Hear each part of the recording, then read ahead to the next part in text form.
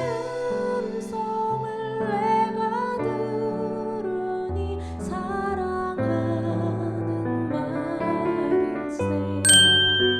여호수아가 요단에서 가져온 그 12돌을 길갈에 세우고 이스라엘 자손들에게 말하여 이르되 후일에 너희의 자손들이 그들의 아버지에게 묻기를 이 돌들은 무슨 뜻이니이까 하거든 너희는 너희의 자손들에게 알게 하여 이르기를 이스라엘이 마른 땅을 밟고 이 요단을 건넜음이라. 너희의 하나님 여호와께서 요단 물을 너희 앞에서 마르게 하사 너희를 건너게 하신 것이 너희의 하나님 여호와께서 우리 앞에 홍해를 말리시고 우리를 건너게 하신과 같았나니 이는 땅의 모든 백성에게 여호와의 손이 강하신 것을 알게 하며 너희가 너희의 하나님 여호와를 항상 경외하게 하려 하심이라 하라.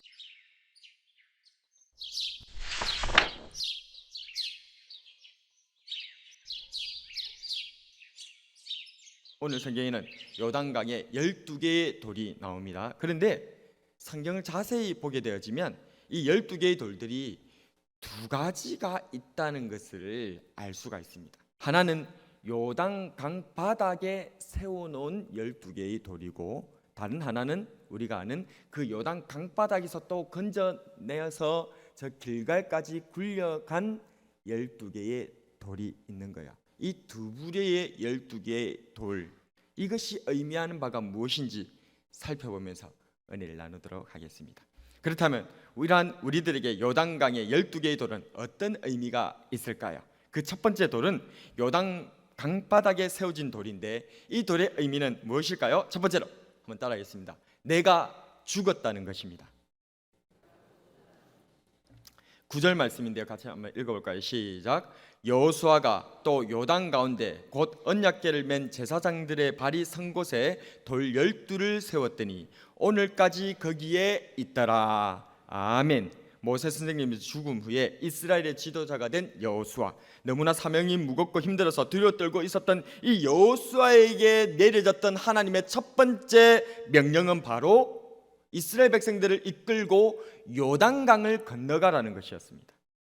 오늘 보면 3장 15절에서 보면 당시 요단강은 곡식 거두는 시기로서 항상 언덕에 넘쳤다라고 기록하고 있는데요. 여기서 언덕은 퇴적작용으로 인하여서 생긴 강의 양쪽에 자연 제방 같은 것을 말하고 있습니다. 그런데 이게 물이 넘쳤다라고 말하는 것으로 보아서 너무나 많은 넘치는 그런 상황이다라는 것을 우리는 알 수가 있죠. 실제로 그 이스라엘 나라의 이 요단강에는 모맥 거두는 시기쯤에는 요단강의 수온이 되는 북쪽에 헐몬산이 있는데 그곳에서 눈이 녹아서 물이 불어나고 뿐만 아니라 봄비가 내리기 때문에 이 갈릴리 호수는 최고 수위에 오르게 되었고 요단강물은 크게 불어서 그 깊이는 한 3, 4m 정도, 그 폭은 무려 30m 이상이 되는 정도로 엄청난 강물의 강세를 자랑하였다 합니다. 이 상황에 하나님께서는 어디를 건너가라?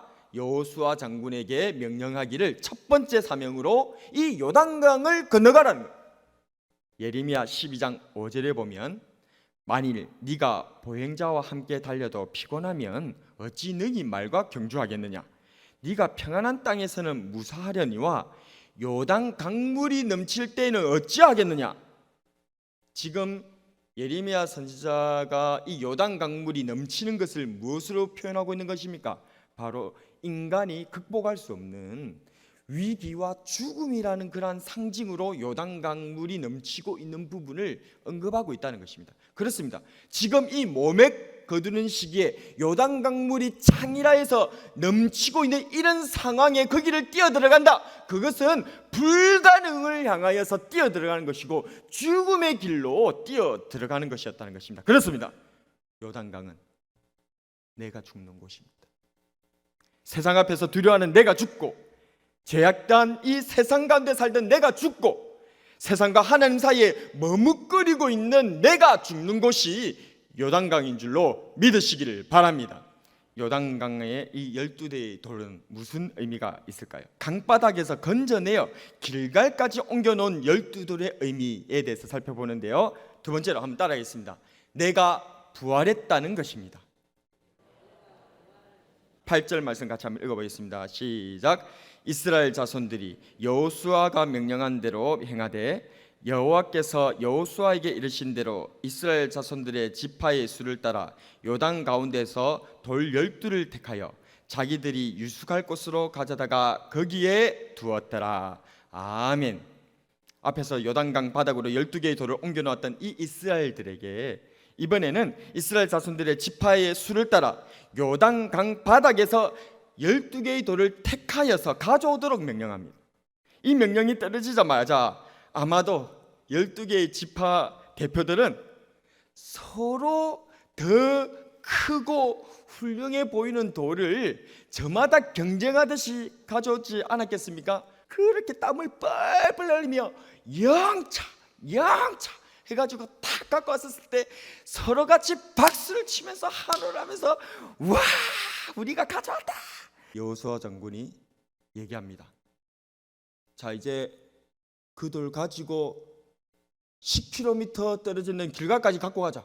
이럴 줄 알았으면 그냥 작은 돌을 가지고 올 걸. 이 말을 치고 후회를 하면서 한숨을 땅에 꺼져라 그렇게 하고 있는데 저 뒤쪽에서 와 하는 그러한 함성 소리가 들린 거예요.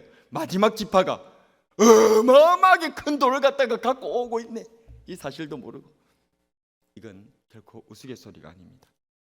우리 하나님께서는 우리에게 아무 이유 없이 고난을 주시는 분이 아니시다는 사실을 믿으시기를 바랍니다. 요단 강바닥에 담긴 돌이 세상에 대하여 죄에 대하여 죽은 내 자신을 의미한다면 요단 강바닥에서 건져낸 이 12개의 돌은 무엇을 의미하겠습니까? 요단 강바닥 같은 이 세상에서 죄악과 죽음에서 저와 여러분들이 건져졌다는 것인 줄로 믿으시기를 바랍니다. 그래서 결국 이 두 가지 요단강의 12개의 돌은 어떤 의미가 있습니까? 마지막으로 따라하겠습니다. 죽음과 부활을 기억하라는 것입니다. 20절에서 24절 같이 한번 읽어보겠습니다. 시작. 여호수아가 요단에서 가져온 그 12돌을 길갈에 세우고 이스라엘 자손들에게 말하여 이르되 후일에 너희의 자손들이 그들의 아버지에게 묻기를 이 돌들은 무슨 뜻이니까 하거든 너희는 너희의 자손들에게 알게 하여 이르기를 이스라엘이 마른 땅을 밟고 이 요단을 건넜음이라.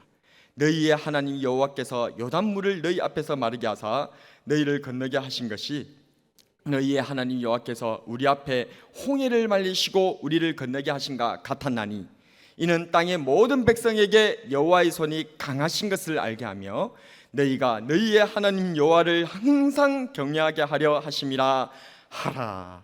아멘. 요단 강바닥에 세워진 12개의 돌은 내가 죽었다는 것을 의미하고 길갈에 세워진 12개의 돌은 주 예수님의 은혜로 내가 살아났다는 것을 의미합니다. 물 가운데서 죽고 사는 것, 이것이 대체 무엇일까요? 세례입니다. 다 함께 고린도전서 10장 1절에서 2절 한번 읽어보도록 하겠습니다. 같이 읽습니다. 시작. 형제들아, 나는 너희가 알지 못하기를 원하지 아니하노니 우리 조상들이 다 구름 아래에 있고 바다 가운데로 지나며 모세에게 속하여 다 구름과 바다에서 세례를 받고. 아멘. 성경은 모세 선생님과 함께 홍해 바다를 걷는 것이 바로 무엇이다?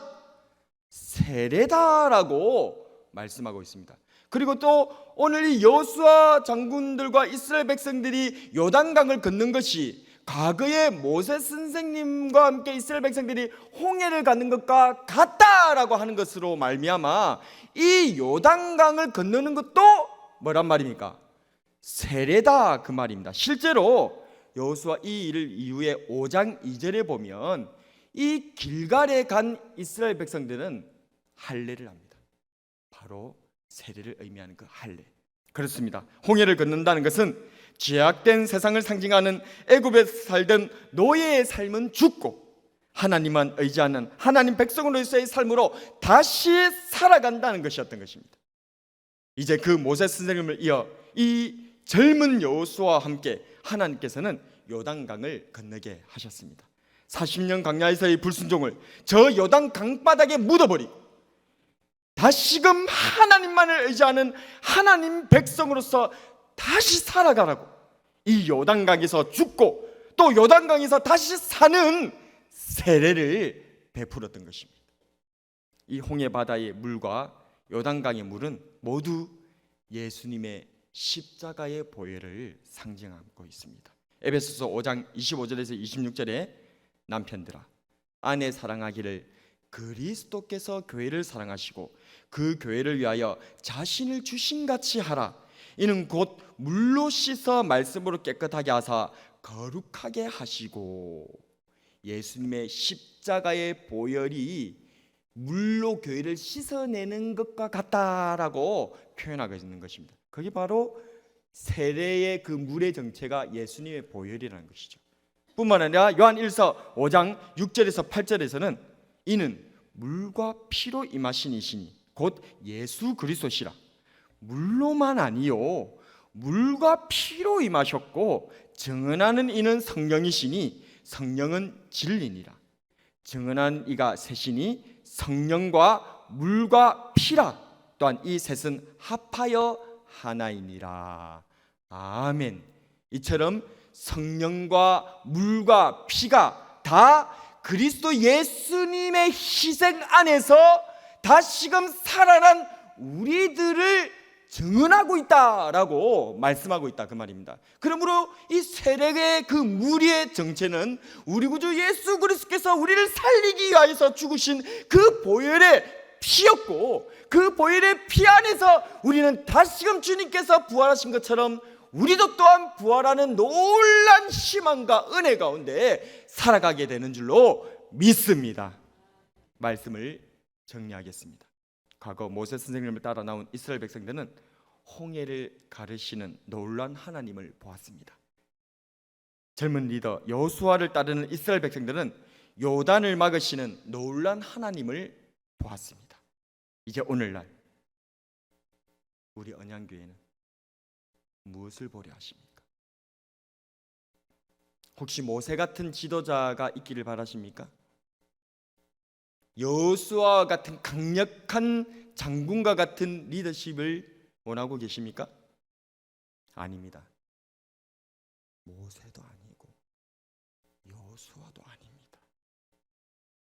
우리가 보아야 할 분은 오직 한 분, 우리 구주 예수 그리스도이신 줄로 믿으시기를 바랍니다. 여러분의 자녀들이 훗날 여러분들에게 묻기를 엄마 아빠는 어떻게 이렇게 신앙생활을 하셨어요? 여러분들의 가슴을 열어 보여주시기 바랍니다. 삶을 열어 보여주시기 바랍니다. 여러분들의 가슴 속에 세워져 있는 그 십자가, 그 길갈에 세워진 요단의 12개의 돌, 그 신앙의 기념석을 자녀들에게, 여러분들의 가족들에게, 여러분 친지들에게 보여주고 우리 하나님을 자랑할 수 있는 저와 여러분이 되길 주님의 이름으로 축복합니다. 오늘의 한 줄 설교 요약: 예수님과 함께 죽고 예수님과 함께 다시 살자.